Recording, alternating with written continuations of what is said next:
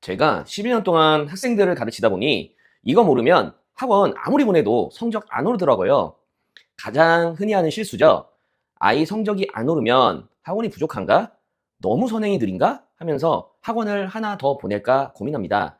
그런데 막상 더 시켜보면 오히려 성적이 더 안 오르는 상황이 생깁니다. 특히 학원 끝나고 밤 11시에 들어와서 꾸벅꾸벅 하면서 숙제만 간신히 끝내고 자는 아이. 공부를 하긴 했다는데 막상 시험만 보면 분명 봤는데 시험만 보면 기억이 안 나 하는 경우. 그건 공부를 안 해서가 아니라 흡수가 안 되고 있는 상태입니다. 성적이 오르는 기준은 얼마나 많이 시켰느냐가 아니라 얼마나 머리에 남았느냐입니다. 이 기준을 모르고 학원만 계속 늘린다면 결국 시간은 시간대로, 돈은 돈대로, 성적은 성적대로 잃게 되는 거죠. 오늘의 핵심 단어는 바로 이 흡수율입니다. 흡수율은 단순히 수업을 이해했다라는 뜻이 아닙니다. 흡수율은 수업에서 들은 내용을 아이 머릿속에 남기고 책을 덮고도 그것을 꺼낼 수 있고 새로운 문제에 적용하는 그런 비율입니다. 예를 들어 학원에서 100을 배웠다고 해도 아이가 혼자 기억하고 설명하고 다시 풀 수 있는 것이 30이라면 흡수율은 30이 되겠죠. 반대로 수업을 50만 들어도 45를 자기 말로 설명하고 문제에 적용할 수 있다면 이 아이는 성적 오를 가능성이 훨씬 높습니다. 성적은 인풋의 양으로만 결정되지 않습니다. 성적은 인풋이 아웃풋으로 바뀌는 비율은 바로 이 흡수율에 따라서 결정됩니다. 부모님들이 자주 착각하시는 지점이 있습니다. 문제집을 많이 풀면 공부 많이 한 것 같습니다. 학원 시간이 길면 열심히 하는 것 같습니다. 숙제 체크가 끝나 있으면 공부가 다 끝난 것 같습니다. 하지만 진짜 공부는 그 다음입니다. 첫 번째, 책을 덮고 말할 수 있는가? 두 번째, 답지 가리고 다시 풀 수 있는가? 세 번째, 틀린 이유를 설명할 수 있는가? 네 번째, 일주일 뒤에도 그것을 기억하는가? 다섯 번째, 시험장에서 처음 보는 문제에 적용할 수 있는가? 이 다섯 가지가 되어야 바로 흡수가 되었다라고 할 수 있습니다. 학습 과학에서는 이것을 인출 연습이라고 부릅니다.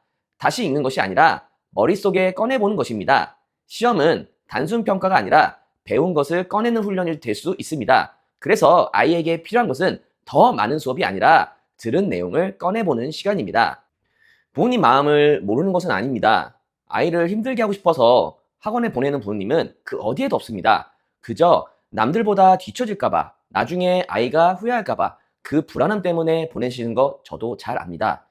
옆집 아이는 벌써 초등학교 6학년인데 미적분 들어갔다고 하고, 같은 반 친구는 수학학원 다니는데 추가로 수학 과외까지 한다고 하고, 맘카페나 디스콜 같은 곳에서는 이번 방학에는 수학 어디까지 선행해야 하나요? 라는 이야기가 올라옵니다. 그런 말을 들으면 마음이 흔들리게 되죠. 우리 아이만 너무 느린 게 아닌가? 지금 쉬면 나중에 따라잡을 수 없는 거 아닌가? 괜히 학원 줄였다가 성적 떨어지면 어떡하지? 그래서 아이가 피곤해 보여도 말수가 줄어도 학교 수업 시간에 꾸벅꾸벅 졸아도 학원을 끊는 결정을 쉽게 하지 못합니다. 부모의 욕심이라기보다 방금 말씀드린 불안 때문입니다. 그리고 그 불안은 지금 대한민국 입시 환경에서는 너무나 자연스러운 감정입니다. 하지만 부모님, 학원에 오래 앉아 있는 시간과 실제로 공부가 되는 시간은 다릅니다. 이 차이를 모르고 계속 학원만 늘리면 아이는 공부를 많이 하는 것처럼 보이지만 실제로는 흡수하지 못한 채 지쳐갈 수 있습니다. 이렇게 말씀드리면 대체로 이렇게 말씀하십니다. 전교 1등도 학원 다니던데요? 내신은 자료가 너무 많아서 혼자 다 못하는데요? 흡수율까지 높이는 좋은 학원도 있어요. 맞습니다. 이 말씀들은 틀린 말이 아닙니다. 특히 고등 내신은 혼자 하기에는 너무 어려운 부분이 있습니다.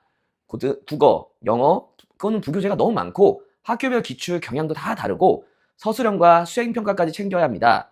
수학과 과학도 학교별 난도와 출제 습관이 다 다릅니다. 그래서 내신 기간에는 좋은 학원의 자료 정리, 기출 분석, 예상 문제, 서술형 피드백이 분명히 도움이 되는 건 맞습니다. 상위권 학생들도 이 장점을 알기 때문에 학원을 다니는 것이고요. 그러니 옳은의 결론은 학원이 필요 없다라는 게 아닙니다. 결론적으로 말씀드리면 학원에 끌려다니면 위험하고 학원을 도구로 쓰면 도움이 된다라고 말씀드릴 수 있을 것 같습니다. 전교 1등이 학원을 다니는 것과 성적이 오르지 않는 아이가 학원에 끌려다니는 것은 겉으로는 똑같아 보이지만 완전히 다릅니다. 상위권은 학원을 자료 점검 혹은 실전 훈련 도구로 사용합니다. 반대로 학원에 끌려다닌 아이는 수업을 듣고 숙제를 처리하느라 자기 공부하는 시간이 사라져 버립니다. 상위권과 하위권을 가르는 차이는 학원 개수가 아니라 바로 이 주도권입니다. 내신에서 자료는 정말 중요합니다. 이 부분은 인정해야 합니다. 학교별 부교재, 프린트, 기출, 서술형 포인트를 혼자 정리하는 것은 쉬운 일이 절대 아닙니다. 특히 고등학생이 국어, 영어, 수학, 과학을 동시에 챙겨야 한다면 이것은 시간 싸움이 됩니다. 하지만 여기서 부모님이 구분하셔야 할 것이 있습니다. 자료를 받는 것과 자료를 흡수하는 건 완전히 다른 얘기라는 걸요. 학원에서 자료 100을 받았다고 해서 실력이 100이 늘어나는 것은 결코 아닙니다. 아이가 그 자료 중에 무엇이 틀렸는지, 왜 틀렸는지, 시험 전에 다시 풀었는지, 비슷한 문제가 나왔을 때 적용할 수 있는지가 더 중요합니다. 전문가 관점에서 좋은 내신 학원은 자료를 많이 주는 곳이 아니라 자료를 아이에게 맞춰 줄여주고 틀린 문제를 다시 보게 하고 시험 직전까지 흡수 여부를 확인해 주는 곳입니다. 즉, 내신 학원은 많이 듣는 곳이 아니라 덜 헤매게 해주는 곳이어야 합니다.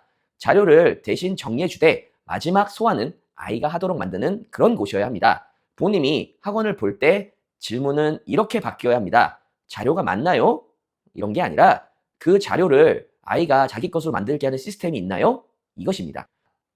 이제 결론을 정리하겠습니다. 성적은 학원 개수가 아니라 흡수율에 따라 결정이 됩니다. 학원은 필요할 수 있습니다. 좋은 선생님도 당연 필요합니다. 내신 자료도 중요합니다. 상위권 역시 학원을 활용합니다. 이 현실을 부정하면 절대 안 됩니다. 하지만 더 중요한 현실이 있습니다. 학원에서 배운 것을 아이가 자기 것으로 만들 시간이 없다면 그 수업은 절대 성적으로 바뀌지 않을 것입니다. 부모님의 역할은 학원을 무조건 늘리는 것도 무조건 끊는 것도 아닙니다. 아이가 학원에 끌려다니는지 아니면 학원을 도구로 쓰고 있는지 그걸 지켜보시는 겁니다. 자녀 수학 교육에 조금 더 나은 솔루션을 앞으로도 받고 싶으신 분은 구독과 좋아요 부탁드리고 아래 댓글에 도움이 될 만한 영상 링크 올렸습니다. 지금까지 대치동 장선생 장대치였습니다. 감사합니다.